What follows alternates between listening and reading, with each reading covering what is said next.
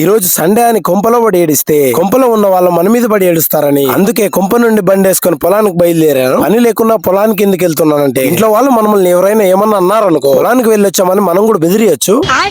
అలా వెళ్లేదారిలో ఎవరో పొలంలో వేరుశెనగలు పెరికారు. పెరికి పెట్టినవి తీసుకోకుంటే పాపం పొలం ఆయన ఫీల్ అవుతాడని చెప్పి బండి పట్టే బ్యాగ్ నిండా తీసుకున్నాను.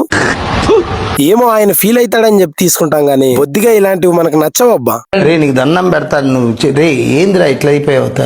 ఇక అక్కడి నుంచి నేరుగా మన పొలం దగ్గరకు బయలుదేరాం. వెళ్ళానో లేదో ముందుగా కాటరాజు దర్శనం అయింది. యాక్చువల్లీ అందరినీ కాటరాజు కరిచి చంపితే ఎవడో కాటరాజునే కరిచి చంపాడు. ఇది పద్ధతి కాదు, ఇది పద్ధతి కాదు. నువ్వు లెక్కపోతుండు అర్థమైందని ఫైల్ మనుక ఆతులం దిగిపా. ఇది పద్ధతి కాదు. అలా 2 అడుగులు ముందుకేసి చూస్తే